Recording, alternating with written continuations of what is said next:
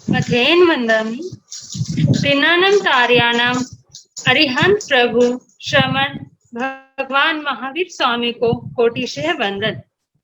श्रमण संघ के चतुर्थ पदधर आचार्य सम्राट ध्यान योगी डॉक्टर श्री शिव मुनि जी महाराज साहब एवं समस्त साधु साध्वियों के उज्जवल भविष्य को साकार रूप देने वाले ऑनलाइन एजुकेशन के प्रणेता संघ सेतु उपाध्याय प्रवर पूज्य गुरुदेव श्री रविंद्र मुनि जी महाराज साहब के पावन पुनीत चरणों में कोटिशः वंदन।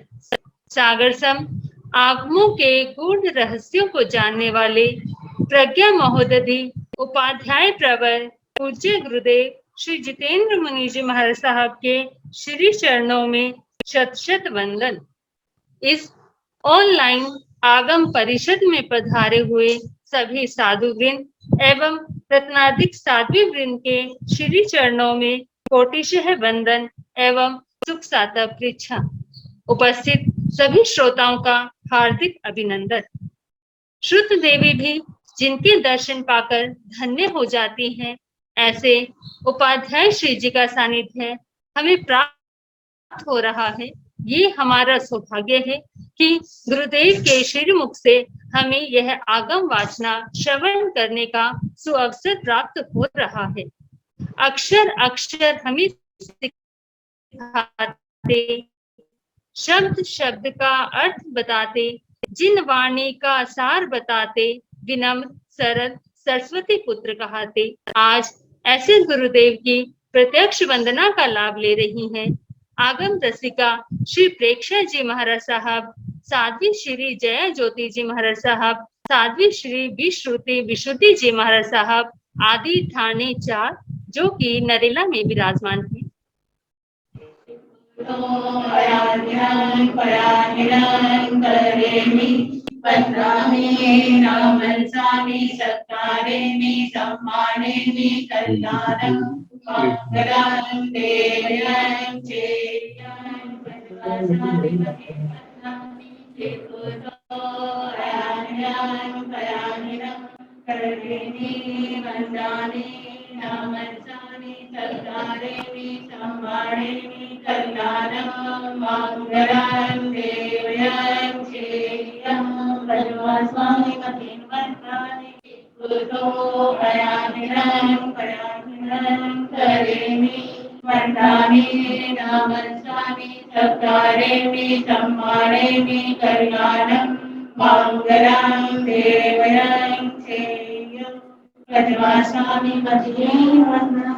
शोक साता भी सबको साथा है।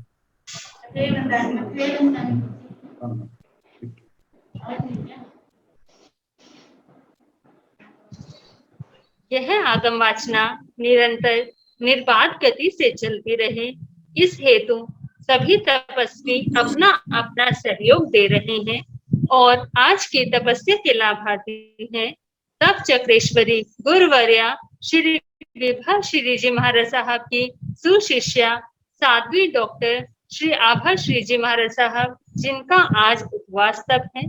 तप चक्रेश्वरी तप सिद्धेश्वरी गुरुवर्या श्री विजय श्री जी विभा श्री जी महाराज साहब, जिनका आज उपवास तप है। उपाध्याय प्रवर अनुयोग प्रवर्तक पूज्य श्री कन्हैया लाल जी महाराज साहब के शिष्य तपो केसरी श्री संजय मुनि जी महाराज साहब, जिनका भी आज उपवास तप है। डॉक्टर श्री प्रतिभा श्री जी महाराज साहब की शिष्या साध्वी श्री श्रद्धा जी महाराज साहब, साध्वी श्री ऋषिता जी महाराज साहब, साध्वी श्री अनुज्ञा जी महाराज साहब, साध्वी श्री प्रणति श्री जी महाराज साहब, जिनका भी आज उपवास तप है। डॉक्टर श्री प्रतिभा श्री जी महाराज साहब की शिष्या साध्वी श्री आस्था श्री जी महाराज साहब, जिनका आज आयंबिल तप है। श्रमणी सूर्या उत्तर भारतीय प्रवर्तनी डॉक्टर श्री सरिता जी महाराज साहब की सुशिष्या घोर तपस्विनी डॉक्टर श्री शुभा पिंकी जी महाराज साहब, जिनका भी आज उपवास तप है। साधना के शिखर पूज्य श्री पुष्कर मुनि जी महाराज साहब की सुशिष्या श्री प्रिय दर्शना जी महाराज साहब की सुशिष्या डॉक्टर श्री विचक्षण श्री जी महाराज साहब, श्री मोक्षदा जी महाराज साहब, जिनका भी आज वास्तव है। हम सभी तपस्वियों की सुखसाता पूछते हुए बार बार उनके तप की अनुमोदना करते हैं। अब मैं पूज्य गुरुदेव से करबद्ध निवेदन करती हूँ कि आप अपनी अमृतमय वाणी से इस कल्प सूत्र का वाचन करके हमें कृतार्थ करें। पधारिए गुरुजी।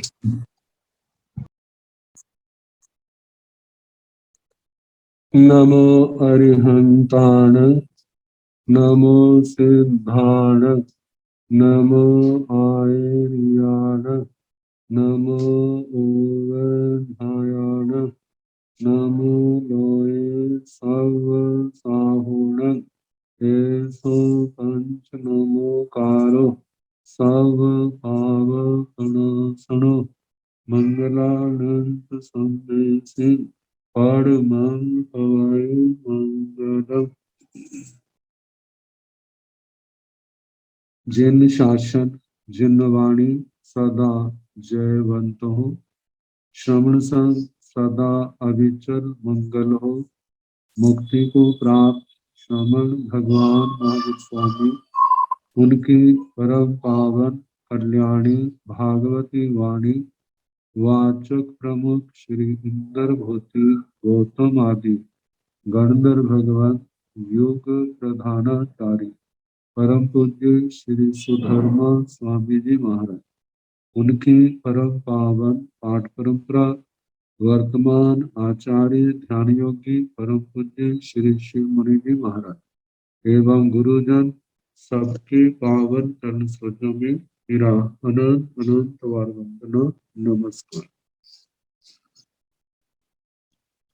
आगम परिषद में विराजमान वरिष्ठ मुनिराज, अन्य मुनिवृंद, परम आदरणीय भगवती स्वरूपा महासाध्वियां जी, श्री कल्प सूत्र की वाचना प्रारंभ है। इसके अंतर्गत सौधर्मेंद्र महाराज का अधिकार चल रहा है। अपने कल शनिवार को अपनी सुधर्मा सभा में विराजमान है, तो उसके पश्चात क्या हुआ? इमं चरणं केवल कप्पम जम्बू दीवं दीवं द्यूलेण ओहिन आभ होए माने बिहराई तक्षणं समणं भगवं महावीरं जम्बू दीवे दीवे भारहे वासे दाहिणढ़ भरहे माहन कुंड गामे नगरे उत्सव दत्तस माहनस उडाल सगोतस भारियाय देवानंदाय माहणीय जालंधर सगोताय उच्छिन से गभताय वकंतंग पासाई पासीता हाथ तुठ चित्त मानंदिये नंदिये परमानंदिये कीमणे परम सोमनसिये हरिस वस विसपमान की आये धारा है नीव सुरहि कुसुम चंचु मालय उषसिय रोम कुवे बियसिय वर कमल नयन वयने पैलिय वर कड़ग तुड़िय केऊर मौड़ कुंडल हार विरायंत वक्षे पालंब पलंब मान घोलंत भूषण धरे ससंभमं तुर्यं चवलं सुरिंदे सिंहासनाय अभूठेयि सिंहासनाय अभूठिता पाए पीढ़ाओ पच्चो रूहिता बेरुलिय बरिठ रिठ अंजन न्यूणो विय मिसी मिसिंत मणि रयण मंडी आओ पाऊ आतो ओ मुई आई ओ मुईता एक साड़ियं उत्तरासंगं करे एक साड़ियं उत्तरासंगं करिता अंजलि मौलियग हथे तिथेरावे मुहे सतत पयाई अनुगच्छाई अणुगच्छिता वामं जानु अंचेयि वामं जानु अंचिता दाहिनं जानु धरणी तलंसी साहट्टु ते खुतो बुद्धानं धरणी तलंसी निवेशेयि ते खुतो बुद्धानं धरणी तलंसी निवेशिता इसिं पच्चो न मयि पच्चुर्नमिता कड़ग तुड़िय थंबियाओ भूयाओ साहरई कड़ग तुड़िय थंबियाओ भूयाओ साहरिता करयल परिगह्यम शीर्षा वत्तम दस नहं मथय अंजलिं कट्टु एवं व्यासी। ये जो लास्ट में पाठ आया था, कड़ग तुड़िय थंबियाओ भूयाओ साहरई, और इसके आगे कोमे के साथ कड़ के आगे फुल स्टॉप लगाया है, आगे दो लिखा है। इसका मतलब कड़ग से शुरू करना, कड़ग तुड़िय थंबियाओ भूयाओ। जो साहरई लिखा था, साहरई की जगह साहरिता ऐसा बोलना, ऐसा पढ़ना। तो साहरिता का जो है जो संस्कृत में कत्वा प्रत्यय का प्रतीक है। तो साहरिता करयल परिगह्यं शीर्षा वत्तम दस नहं मथय अंजलिं कट्टु एवं व्यासी। तो अपनी स्वधर्मा सभा में अपने शक्कर सिंहासन पर बैठे हुए, देखा जाए पूर्व जन्म की पुण्य प्रकृति बांधी है अपनी परिषदा में, उस विशाल सभा में विराजमान, नाना प्रकार के नाटक आदि देखते सुनते हुए समय व्यतीत कर रहे। तो इसी बीच में इमं चरणं केवल कप्पं जम्बू दीवं दीवं व्यूलेण ओहिण आभोय माणे बिहर। इमं च जह जो, च का मतलब और, ण का मतलब वाक्य अलंकार शोभा के लिए। केवल कप्पम केवल कल्प, केवल कल्प का मतलब वह जम्बू द्वीप जो केवली भगवंतों ने अपने केवल ज्ञान के द्वारा देखा है। तो जहां पर केवल पूर्ण, केवल का मतलब पूर्ण जम्बू द्वीप को, जम्बू दीवं जम्बू द्वीप नामक द्वीप को, व्यूलेण ओहिण आभोय माणे विपुल अवधि के द्वारा आभोय माणे देखते हुए, बड़े ध्यान से देखते हुए, बिहराई विचरण कर रहे थे।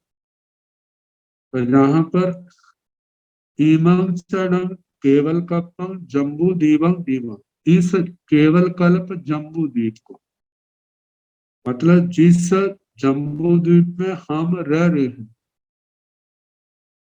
इस जम्बू द्वीप का वर्णन किया जा रहा है। वैसे जम्बू द्वीप इस नाम के असंख्यात, इस रतन प्रभा पृथ्वी की छत के ऊपर ऐसे इस नाम के जम्बू द्वीप हैं। लेकिन ये जो 1,00,000 योजन का है, ये अकेला ही है। तो इमं शब्द से ये कहा जा रहा है कि जिसमें हम रह रहे हैं, इस केवल कल्प, इस पूर्ण जम्बू द्वीप को अपने विशाल अवधि ज्ञान के द्वारा, क्योंकि सौधर्मेंद्र महाराज का कितना विशाल अवधि ज्ञान है, अपने देवलोक से लेकर के जहां पहली नरक तक, वो सारे उनकी नजर घूम जाती है एक जगह बैठे बैठे। तो कहा तत्ण समण भगवं महावीरम जम्बू दीवे भारहे वासे दाहिण भरे महान कुंडगामे नगरे उसव दत्तस महानस कोडाल सगोत्तस भारियाय देवानंदाय महानिये जालंधर सगोताय कुचिंसी गभताय बकंतम पासाय। तत्ण, तो वहां मतलब के उस स्थान से लेकर के वहां से इस जम्बू द्वीप में देख रहे हैं श्रमण भगवान महावीरं, श्रमण भगवान महावीर स्वामी जी को। जम्बू द्वीप नामक द्वीप में भारहे वासे, भरत क्षेत्र में, भरत वर्ष भारत क्षेत्र में दाहिणंड भरे दक्षिणार्ध भरत, उत्तर भरत दक्षिणार्ध भरत में उत्तर दक्षिण के भेद से ये भरत क्षेत्र दो हिस्सों में बंट जाता है। वेताट्य पर्वत जो पूर्व पश्चिम लंबा है वह इस भारत क्षेत्र को दो हिस्सों में बांट देता है, एक उत्तर भारत और दूसरा दक्षिण भारत। तो इस प्रकार दक्षिण भारत में माहन कुंड गांव में नगरे ब्राह्मण कुंड ग्राम नगर में उसव दत्तस मानस कोडाल सगुत्तस गोत्रस ऋषभ दत्त ब्राह्मण कोडाल जिनका गोत्र है, उनकी भार्याएं देवानंदाएं महानीय जालंधर सगोत्राएं जालंधर जिनका गोत्र है, ऐसे उनकी भार्या पत्नी देवानंदा ब्राह्मणी उनके कुक्षिंसी कुक्षी में गब्बताए गर्भ के रूप में बकांतम पास उत्पन्न हुए को देखते। इंद्र महाराज ने भगवान महावीर स्वामी के जीव को उनके देवानंदा ब्राह्मणी के गर्भ में जिनका जालंधर गोत्र है उनके कुक्षी में गर्भ के रूप में जन्मे हुए को देखा। पासीता देखकर हाठ तुठ चित्त मानंदीय नंदीय परमानंदीय पीमणे परम सोमणस्य हरिस बस विसप्पमान ही आए धारा है नीव सुर ही कुसुम चंचु मालय उस्य रोम कुवे बियसिय वर कमल नयन वैणे। तो पासीता देख करके हाठ तुठ चित्त मानंदीय, हाठ का मतलब हरिष्ट हुए, बड़े प्रसन्न हुए, तुठ तुष्ट तुष्टि से है बड़ा संतोष को संतोष भाव प्राप्त हुआ। चित्त मानंदीय चित्त में आनंदित हुए, नंदीय आनंदित हुए, परमानंदीय परम आनंद का अनुभव करते। पीवणे उनका मन प्रीति युक्त था, परम सौमनस्य उनके मन में परम संतोष भाव प्राप्त था। हरिस वश विसप्पमान ही है, हरिस वश हर्ष के वश विसप्पमान ही है जिनका हृदय खिल रहा। धारा है नीव सुरही कुसुम चंचु मालय उस्य रोम कुए, धारा है मेघ की बादलों की वर्षा की धारा से आ है सपृष्ट होने पर नीव सुरही कुसुम कदम्ब वृक्ष के सुगंधित फूल जैसे खिल उठते हैं, ऐसे चंचु मालय उस इंद्र महाराज स्वधर्मेंद्र महाराज का शरीर रोमांचित हो उठा। उस रोम कूबे उनके रोमकूप खड़े हो गए। वियसिय वर कमल नयन पैणे, वियसिय विकसित हो गए, वर श्रेष्ठ कमल कमल नयन मतलब कमल रूपी आंखें और वैणे उनका क्या हो गए, कमल के समान खिल उठे। वह कड़ग तुड़िय केऊर मौड़ कुंडल बच्चे के कारण से ऐसे उनके शरीर के ऊपर ऐसे भूषण धारण किए थे, कहते प्रचलित जैसे चलायमान हो गए, हिलने लगे, प्रचलित हुए पर शरीर से कड़क, कड़क का मतलब कड़े जो कलाइयों के ऊपर है।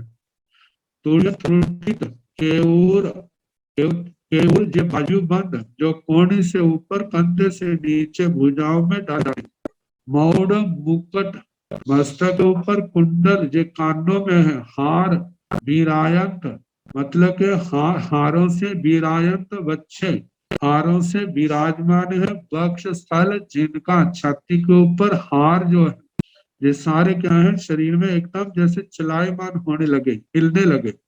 पालंब पलंबमान भोलंत भूषण धरे, पालंब मतलब इनको झुमके भी कहते हैं, लंबमान जो लटक रहे हैं, वह गले में हार आदि पहने हैं, उनमें झुमके वगैरह जो लगे हैं। भोलंत भूषण धरे, भोलंत भूषण धरे मतलब हिल रहे शोभायमान भूषणों को धारण करने वाले इंद्र महाराज ससंभम मतलब कि एकदम संभ्रम व्याकुलता के लिए कहा जाता है, जहां पर उत्सुकता के साथ है, बड़े उत्साह के साथ। तुरियम, तुरियम का मतलब जल्दी। छबलम, जिनकी क्रिया में चंचलता है, लेकिन उस चंचलता के साथ श्रद्धा भक्ति है। सुरेंद्र, ऐसे सुरेंद्र महाराज सिंहासनाओ अभ्युठ है, अपने सिंहासन से अभ्युतिष्ठति उठते हैं। सिंहासनाओ अभ्युठिता, सिंहासन से उठ करके पाए पीड़ा पच्चरोही, अपने पाद पीठ से उतरते हैं। पहले सिंहासन से उठे मतलब पाद पीठ के ऊपर खड़े हो गए, फिर उस पाद पीठ से उतर के चौकी से जो सिंहासन के आगे रखी जाती है। पच्चरोहिता मतलब के उतर करके बेरुलीय बरिठ रिठ अंजन नीड़ो वीय मिसी मिसित मणि रयण मंडियाओ पाउआओ पाउआ तो ओ मुयाई, अपनी पादुकाएं जो पैर में पहनी हुई थी उनको उतारते हैं। और पादुकाओं के जो पैर के जूते उनके उनके विशेषण है, वो कैसे थे? बेरुलीय, बैडूर्य रत्न। वैडूर्य रतन नीलम को कहा जाता है, नील रतन जिसको कह देते हैं। वैडूर्य, बरिष्ठ रिष्ठ अंजन, बरिष्ठ का मतलब वरिष्ठ, श्रेष्ठ, उत्तम। रिष्ठ अंजन, रिष्ठ और अंजन नाम के ये श्रेष्ठ रतन हैं, जिनके अंदर जुड़े हुए हैं नीणो वीय निपुण शिल्पियों के द्वारा मानव जोड़े गए हैं। मिसी मिसिंद, चमचमाते हुए। मणि रयण मंडी आओ, मणि और रत्नों से मंडित, वो जूते जो है मणि और रत्नों से मंडित है। मणि का मतलब मणिया, चंदर कांता आदि। रत्न है करकेतन आदि, जो रत्नों की जातियां हैं उनसे शोभायमान। ऐसे रैण मंडिया मणि और रत्नों से मंडित पाऊ हाथों पादुकाएं, उनको ओ मुयाई उतारते हैं। ओ मुईता, उनको उतार करके एक साड़ियां उत्तरा संगम करे, एक शाटिक उत्तरा संग करते हैं। एक शाटिक प्राय करके पुराने जमाने में भी देखा जाता था, एक दुपट्टा जो बड़े लोग हैं अपनी कमर से लेकर के कंधों के ऊपर पीछे छोड़ देते थे, तो वो उत्तरासंग कहलाता था। तो जिस समय महापुरुषों के चरणों में जाते हैं तो उस उत्तरासंग को अपने मुख के ऊपर ऐसे लगा लेते हैं, बांध लेते हैं, जिसके संबंध में बोलने संबंधी यतना का वर्णन आता है। भगवती सूत्र में भी वर्णन आता है कि जब इंद्र महाराज उत्तरासन लगा करके बोलते हैं तो उनकी भाषा निर्वध्य होती है, और जिस समय उसके बिना बोलते हैं तो उनकी भाषा सावध्य होती है। इसी बात को लेकर के अपने श्वेतांबरों में मुखवस्त्रिका का वर्णन आता है। कितने इसको आंचल का रूप देते हैं, आंचल का रूप लेकर कपड़ा लेकर के अपने मुख को ऐसे वो ढक लेते हैं। तो कहा जाता है ऐसे उत्तरासंग करते, एक साड़ियों उत्तरासंगम करिता, एक शाटिक, शाटिक को उत्तरासंग करके अंजलि मौल्यक हथे, अग्र हाथ को ऐसे उसने जोड़ा है जिससे अंजलि का रूप बन जाता है। तिथेरा भी मुंह है, जिस और तीर्थंकर भगवान थे उसी ओर तिथेरा तीर्थंकरा भी मुख। 7-8 पयाई अनुगच्छित, 7-8 कदम आगे जाते हैं। जाकर के अनुगच्छे अनुगच्छिता, जाकर के बाण बाणम जानम अंचय अंचे, बाई बाई मतलब के टांग को बानी जो जाऊं घुटना है उसको ऊपर, अंचय का मतलब उठाना। ये नमोत्तरम के पाठ पढ़ने की स्थिति है, उस अवस्था में बाई टांग को ऊपर उठाते हैं, घुटने को ऊपर उठाते हैं। बामं जानू अंचिता, बाएं जानू को ऊपर उठा करके दाहिना जानू धरणी तलन से साहटू, दाहिने घुटने को जमीन के ऊपर धरणी तल के ऊपर साहटू रख करके तीखुत्तो मुद्धान धरणी तलन से निवेशे, तीखुत्तो 3 बार मुद्धान अपने मस्तक को धरणी तलन से पृथ्वी तल के ऊपर निवेशाई रखते हैं, मतलब के सिर झुकाते हैं। तिखुत्तो मुद्धानं धरणी तलंसी निवेशिता ईसिंग पच्चू नमई। 3 बार अपने मस्तक को मूर्धा को पृथ्वी तल पर रख करके ईसिंग थोड़ा ऊपर पच्चू नमई, जैसे घुटनों का पाठ पढ़ता अपने आप अपने से उठते हैं। पच्चू नमिता, उसी अवस्था में उठ करके मतलब मस्तक को ऊपर सीधे हुए हैं। तो कड़ग तुड़िय थम्बियाव भुजाओ साहरी, कहते भुजाओं को इकट्ठा करते, जैसे विमुक्तन को पढ़ने की है इस अवस्था भुजाओं को इकट्ठा करते हैं। भुजाएं कैसी हैं? कड़य तुड़िय थम्बियाओ, कड़य का मतलब कटक, कटक का मतलब कड़े, कड़ों से और त्रुटि, त्रुटि जो है वायु का वह रखा, ऐसा भी आता है। तो कहा जाता है इसका वायु भाग जो भुजाओं के इनसे स्तंभित है भुजाएं जिनकी, उन भुजाओं को सहाराई इकट्ठी करते हैं। फिर कड़ग तोड़िय थम्बिया भुजा सहारिता, कटक और त्रुटियों से स्तंभित भुजाओं को सहारित इकट्ठा करके करियल परिगहियम, दोनों हाथों को जोड़ करके शीर्षा भत्तम 10 नाहम मत्थाय अंजलि कट्टू एवं व्यासी, सिर पर आवर्त करके 10 नाखूनों को मस्तक पर अंजलि करके एवं व्यासी इस प्रकार बोले। नूतनों के पाठ से बड़े, मतलब ऐसा आसन जिसमें किसी प्रकार का कोई आलस आदि, कोई शारीरिक अनफिटनेस जो है ऐसा कुछ नहीं है। बिल्कुल ऐसे बड़ी श्रद्धा भक्ति के साथ पहले सिद्ध भगवंतों को नमस्कार करते हैं जो नमो के पाठ से आता है। तो एवं व्यासी इस प्रकार बोले, नमोत्थुणं अर्हन्ताणं भगवन्ताणं आईग्राणं तीर्थग्राणं समुद्धाणं पुरीसुत्तमाणं पुरीसिंहाणं पुरीश्वर पुण्ड्रियाणं पुरीश्वर गन्हत्थीणं लोगुत्तमाणं लोगनाहाणं लोगहीयाणं लोकैवाणं लोकजोय ग्राणं अभय ध्यानं चक्षु ध्यानं मग ध्यानं शरण ध्यानं जीव ध्यानं बोहि ध्यानं धम ध्यानं धम देश्यानं धम नायकानं धम सारहीणं धम वर चाउरंत चक्रवर्तीणं दीवोताणं शरणं गई पैठा अपनी हाय वरनान दंसन धराणं बियट शौमाणं जीर्णाणं जायाणं पिन्नाणं तार्याणं बुद्धाणं बोहयाणं मुक्ताणं मोयगाणं सवनूणं सवदरिसीणं शिवमयल मरुव मणंत मक्खय मग्गावाह म पुनरावृत्ति सिद्धि गई नाम ध्येयं ठाणं संपत्ताणं नमो दिनाणं चीयभ्याणं नमोत्थुणं समणस भगवो महावीरस आदिगरस चरम तीर्थैरस पुब्ब तीर्थैर्निदिद्धस जाव संपाव्यो कामस वन्दामीनं भगवन्तं तत्थ गयं इह गए पासौ में भगवं तत्थ गए इह गयं तिकटु समण भगवं महावीरं वंदई नमन साई वंदिता नमन सीता सिंहासन वरन से पूरत्था विमूढ़ सन्नि सन्ने।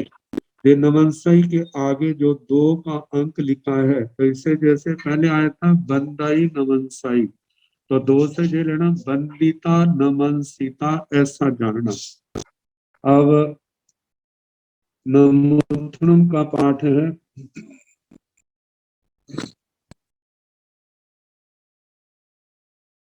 नमोत्थुणं अरिहन्ताणं भगवन्ताणं। नमोत्थुणं णम जो लगाया है वो तो वाक्यालंकार है, शब्द की वाक्य की शोभा बढ़ाने के लिए, लेकिन मूल शब्द है नमोत्थु, नमो अत्थु। जो अपनी पड़ोसी संप्रदाय जो दिगंबर परंपरा है, इसी की छाया रूप में गुरु वंदना करते हैं तो नमोस्तु कहते हैं। तो नमो तो वैसा है, लेकिन अस्तु शब्द जो है वह संस्कृत भाषा में लोट लकार के प्रथम पुरुष का एक वचन बनता है। नमोस्तु नमोथु का मतलब नमस्कार।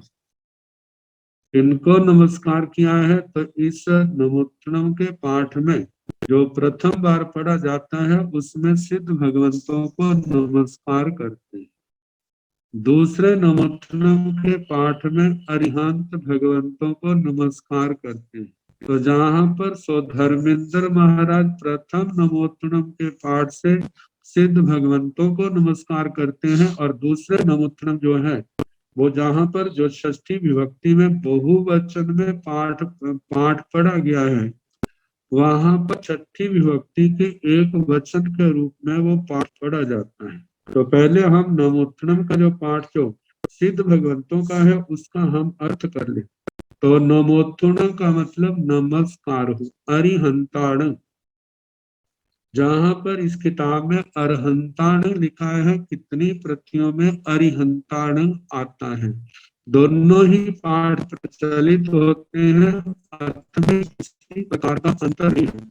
व्याकरण करते समय बताया था कि और अरह शब्द संस्कृत में जहां पर ह से पूर्व में अ आता है तो अर्ह बनेगा, जब ई आएगा तो अरिह बनेगा, जब ऊ आएगा तो अरूह बनता है।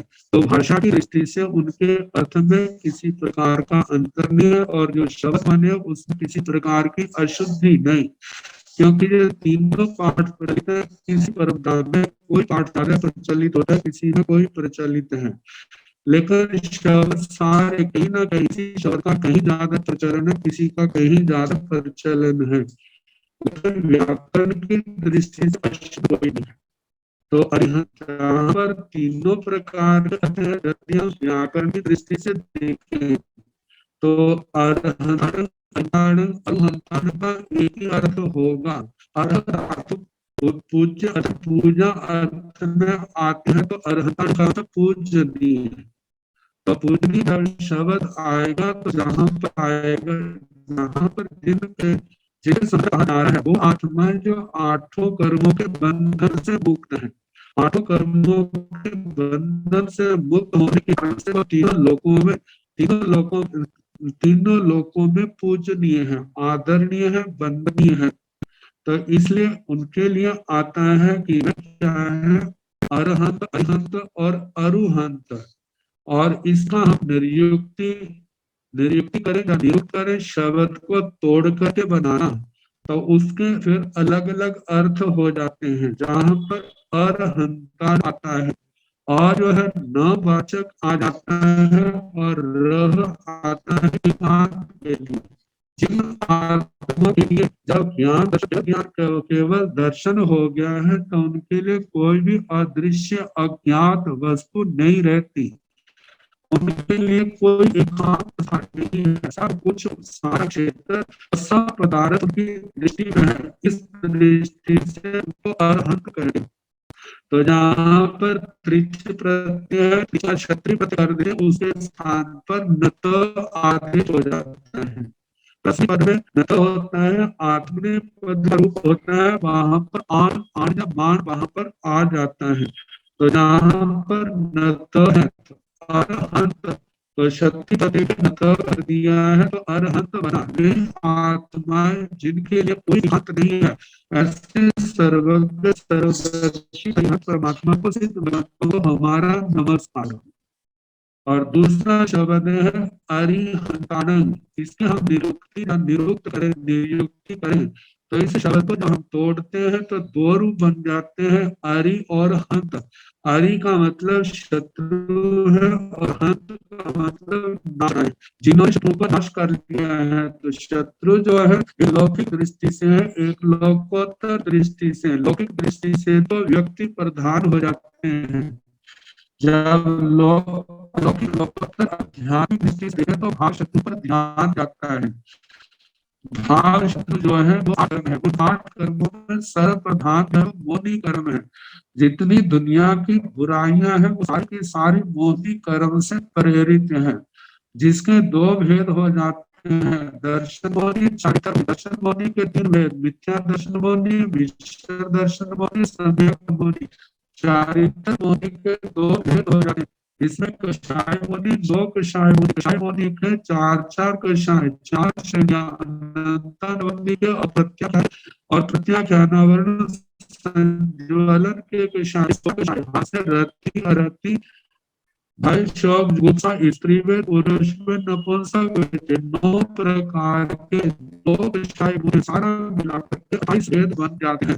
तो कहा जाता है कि जितनी भेद है मोनी कर्म के कारण से आत्मा में विकृतियां पैदा होती हैं, और निर्बल आत्मा जिनका सूक्ष्म कमजोर है उनसे प्रभावित होकर के वो नाना प्रकार के गलत कार्य करने लग जाते हैं, उनसे आत्मा मलिन होती है। और जब उनका परिणाम भोगना पड़ता है तो वह दुख के रूप में हमारे सामने आता है। तो देखा जाए तो इस दुख को पैदा करने वाले बाहर के व्यक्ति कौन है? वो तो निमित्त रूप में है, मूल में तो हमारे कर्म जो हमारी ही आत्मा के द्वारा मूढ़ता के कारण वो के कारण से जो किए गए। तो कहा इन भाव शत्रुओं को जिन्होंने जड़ों से उखाड़ दिया है वे आत्मा क्या है? वे आत्माएं अरिहंत हैं। अरिहंत का मतलब जिन्होंने भाव शत्रुओं को समाप्त कर दिया है। तो ऐसे जो देखा जाए तो वो आत्माएं हैं जिन्होंने मोदी कर्म को सर्वथा खत्म कर दिया। इस दृष्टि से 12वें 13वें गुण 14वें गुण स्थान के सिद्ध अवस्था में आत्माएं हैं। 11वें गुण स्थान है उन्होंने शत्रुओं को शांत तो किया है लेकिन खत्म नहीं किया, वो केवल अंतर्मुहूर्त मात्र के लिए है। तो इस दृष्टि से कहा जाता है कि वे आत्मा अरिहंत हैं जिन्होंने इन भाव शत्रुओं को जड़ों से ही उखाड़ दिया है। तो इसलिए नमोत्तुणं अरिहंताणं, ऐसी आत्मा को मेरा बंधन नमन हो।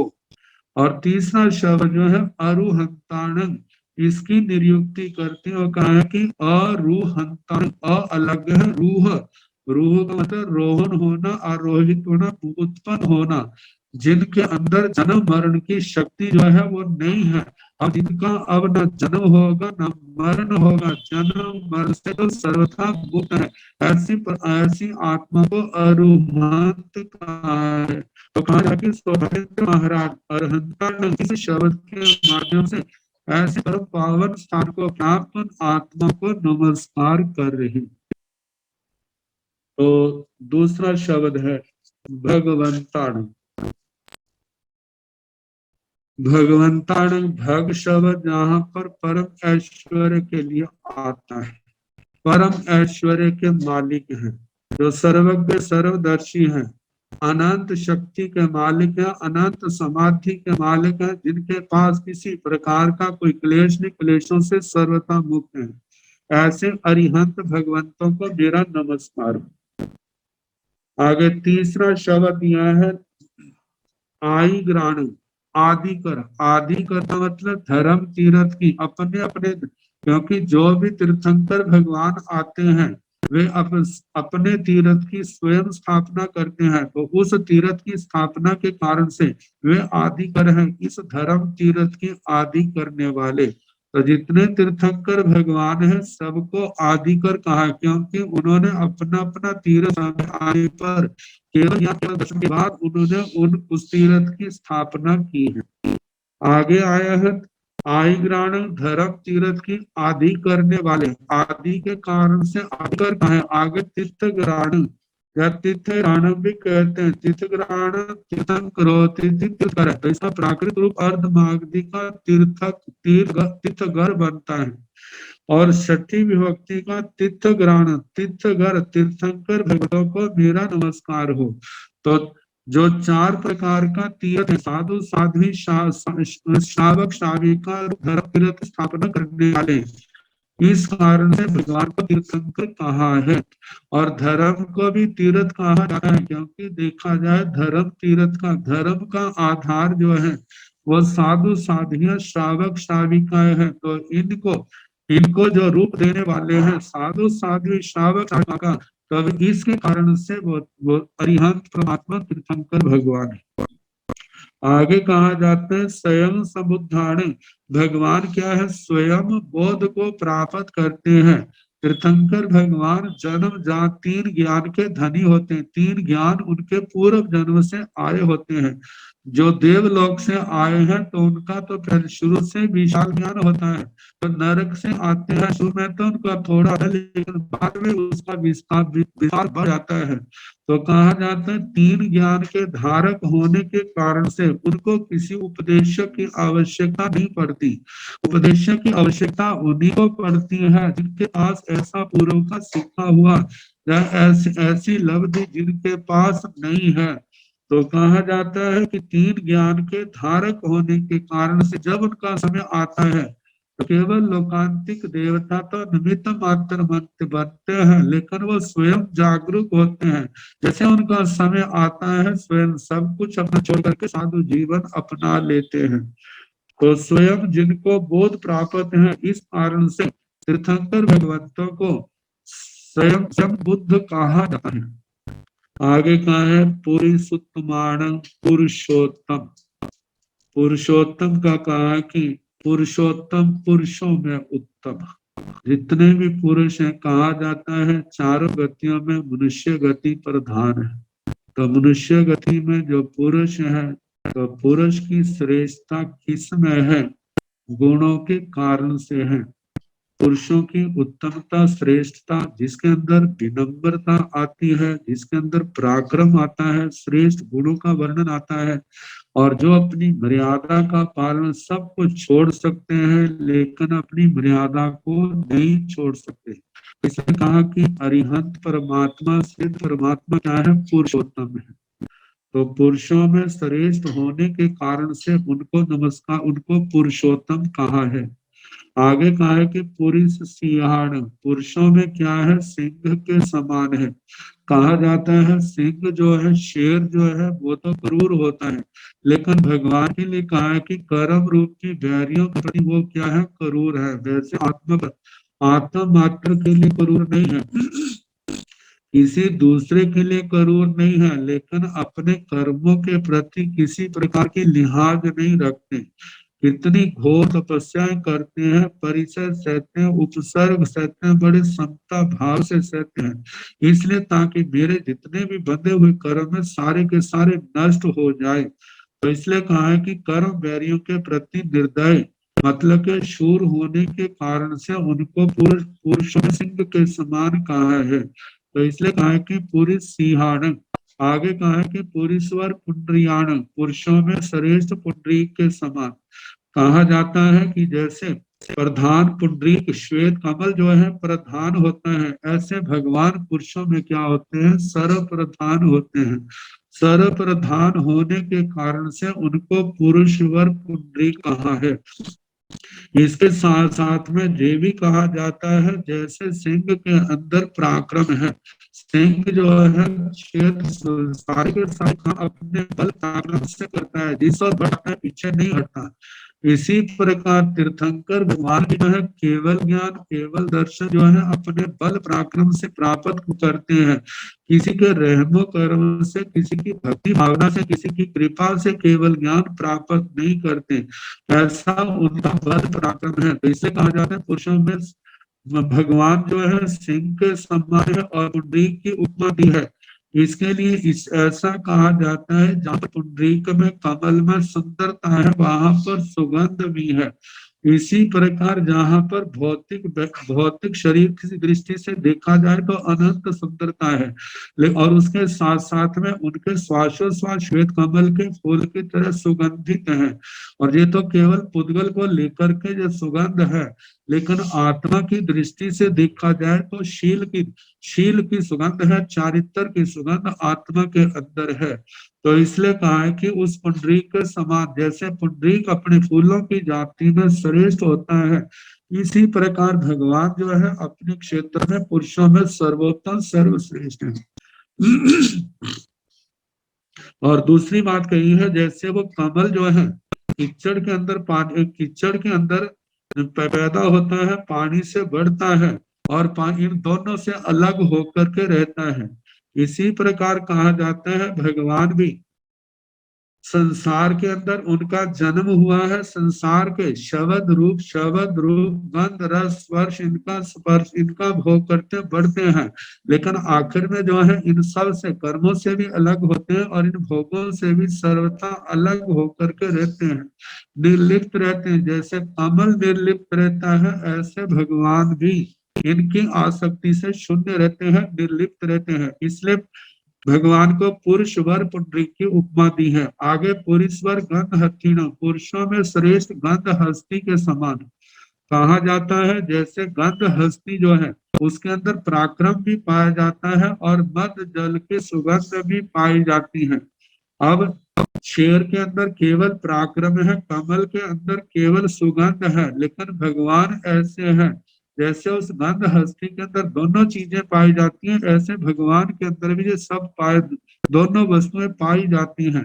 कहा जाता है जैसे गंध हस्ती की गंध को सूंघ करके शत्रुओं के हाथी जो है मदहीन हो जाते हैं, इसी प्रकार भगवान जहां जहां भी विचरते हैं इति भीति आदि जो है सब भाग जाती हैं। जितने दूसरे मिथ्या मत हैं वो भी क्या हो जाते हैं, शांत हो जाते हैं, भगवान के सामने आते हैं तो कोई भी उनकी बात को काट नहीं सकता। जो भगवान कहते हैं उनको तहत वचन करके स्वीकार करते हैं कि आपने जो कहा है बिल्कुल ठीक कहा है, गलत नहीं है।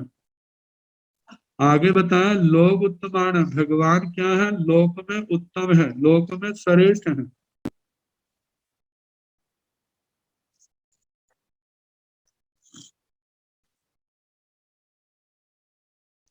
चौतीस अतिशयों से संपन्न होने के कारण से भगवान क्या है, लोक में उत्तम है।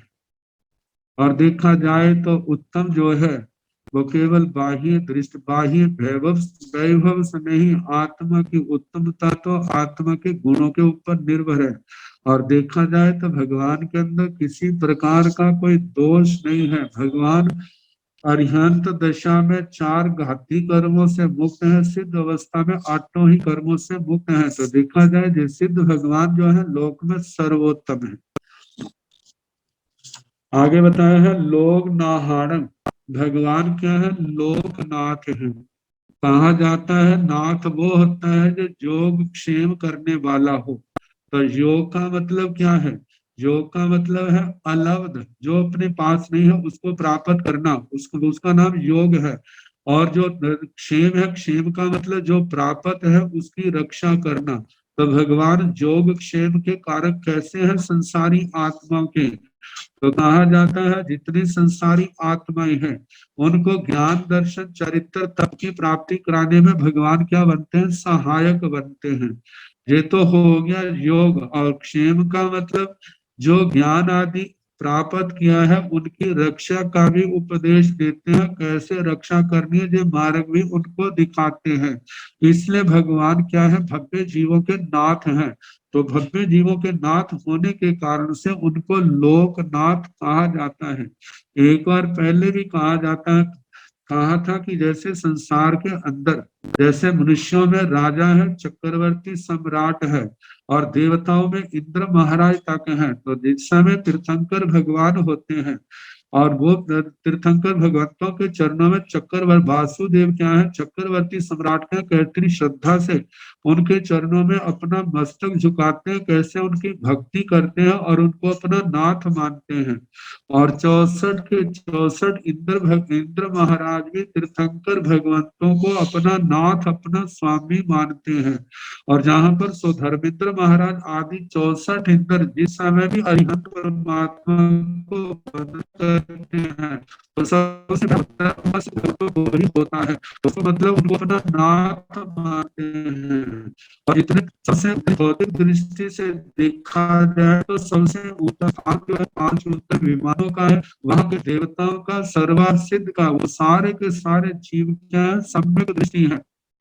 सम्यक दृष्टि होने के कारण से वो अरिहंत परमात्मा सिद्ध परमात्मा को अपना नाथ मानते हैं। तो इसलिए कहा जाता है कि भगवान क्या है, लोकनाथ है। आगे बताया है लोक पैवान, लोक नहान लोक यान, भगवान क्या है, लोक करने वाले हैं। जितने भी संसार के जीव हैं सबको सबका हित करने वाले। कैसे हित होता है? क्योंकि देखा जाए आत्मा का हित करने वाली तो दया भावना होती है, अहिंसा भगवती है। ये ज्ञान दर्शन चारित्र तप है, इनकी आराधना से आत्मा का हित होता है। तो इन ज्ञान दर्शन चारित्र तप के आदि उपदेश कौन है? ये अरिहंत परमात्मा ही है। इतने जो अरिहंत अतीत में हुए सिद्ध अवस्था को प्राप्त हो गए वर्तमान के अरिहंत भगवान, उनको इसी की ही प्ररूपणा कर रहे हैं संसार के। जिसके लिए शब्द आता है मां हन, जीवों का हनन मत करो। सारे जीव जीना चाहते हैं, कोई भी मरना नहीं चाहता है।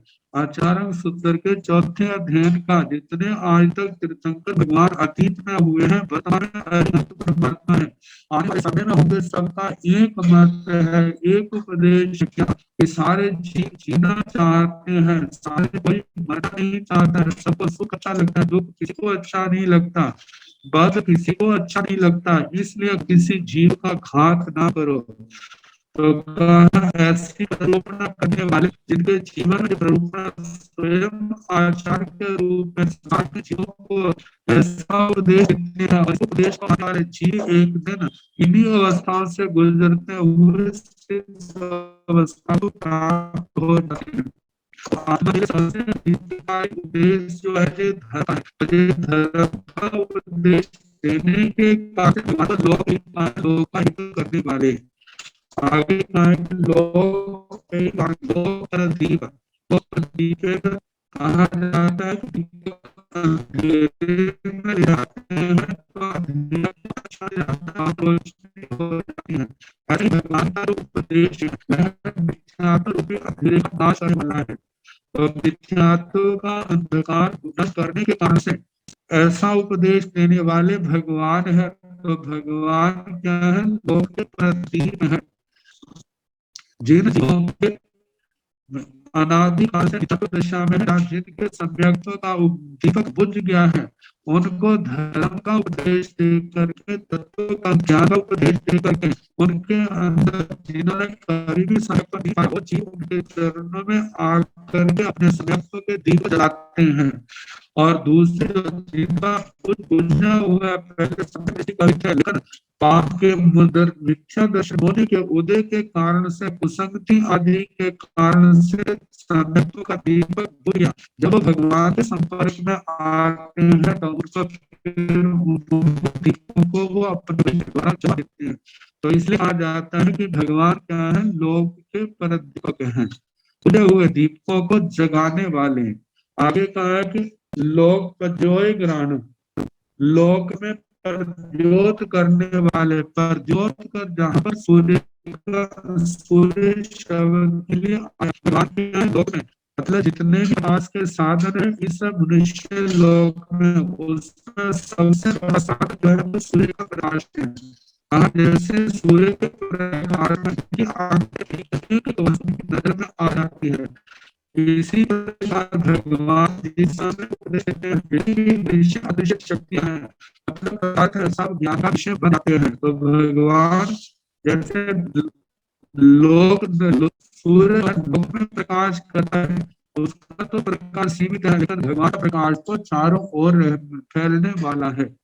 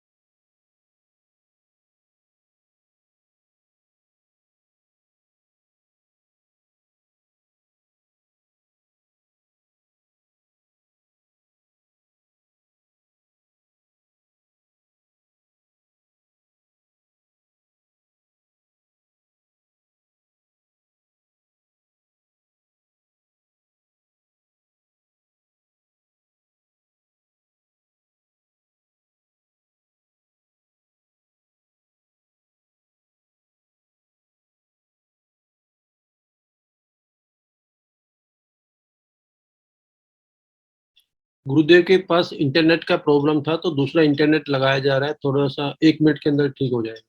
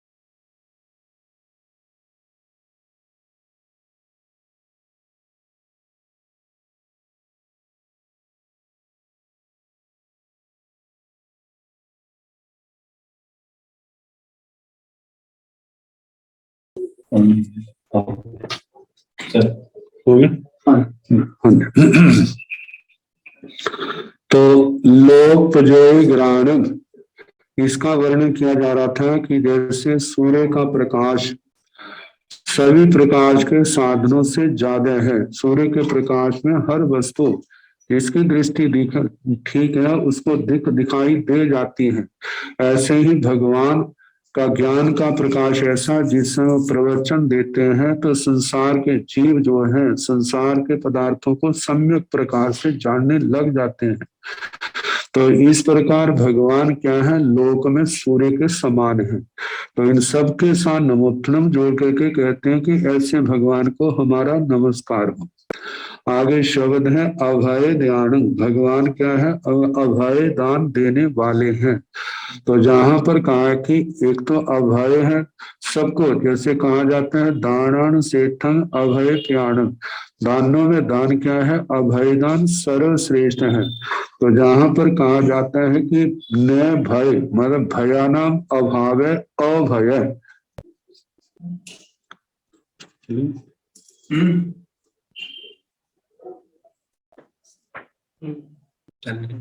चल हाँ।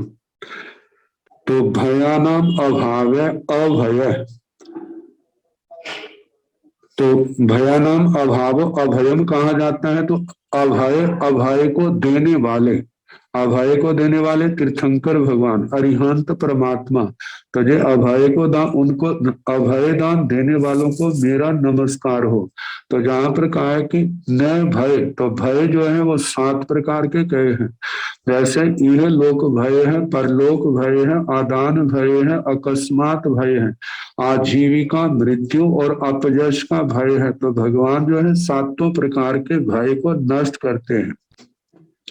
यह लोक भय, जैसे मनुष्य जिस जाति का प्राणी है उसको उसी जाति से भय होना, वह यह लोक भय है। जैसे मनुष्य को मनुष्य से, देवता को देवता से, त्रियंश को त्रियंश से, नारकी को नारकी से भय जो है यह लोक भय है। और परलोक भय जो है अपनी जाति से भिन्न दूसरे जो है, जैसे मनुष्य अमनुष्य को देवता आदि से, त्रियंश को मनुष्य आदि से, मनुष्य को त्रियंश आदि से भय होना, ये परलोक भय है। और आदान भय है, धन आदि, मेरे पास धन आदि है उसको कोई ग्रहण ना कर ले, इस बात का उसको छीन ना ले, इस प्रकार का भय जो है वो आदान भय है। और अकस्मात भय होता है कि बाहर का निमित्त तो कोई नहीं है लेकिन भय मोनी प्रबल उदय के कारण से आत्मा हर समय डरता रहता है। तो अचानक ऐसा जब भय आता है तो वह अकस्मात भय है। आजीविका के छिन जाने का भय जो है आजीविका भय है। मृत्यु का भय जो है मृत्यु भय है। अपयश का भय जो है अपयश भय है, मेरा अपयश ना हो जाए। तो इस प्रकार 7 प्रकार के भय को जो दूर करते हैं, और ये दूर तभी होता है जिस समय आत्मा देखा जाए तो देवगुरु धर्म की शरण में आ जाता है, तभी दूर होते हैं, अन्यथा ये दूर होने वाले नहीं है। तो भगवान संसार के जीवों के भय को दूर करते हैं, इसलिए भगवान को कहा जाता है अभय दय, अभय का दान देने वाले, उनको मेरा नमस्कार हो। अब इसके आगे चक्षु ध्यान का आएगा, फिर जैसे समय होगा कल सुनाने का प्रयास किया जाएगा।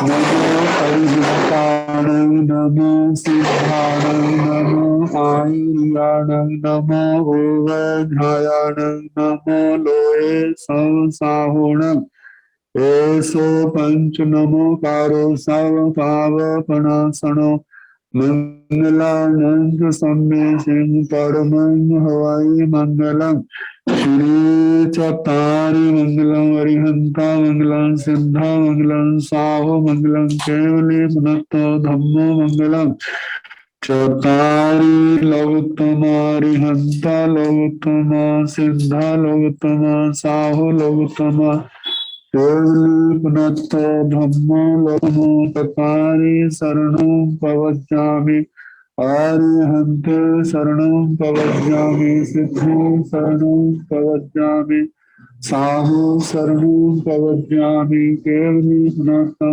धम्मं शरणं प्रवज्जामि चार शरणे सुख करने दुख करने मंगल करने और शरणा नहीं कोई जो भव प्राणी आचर्य अक्षय सबको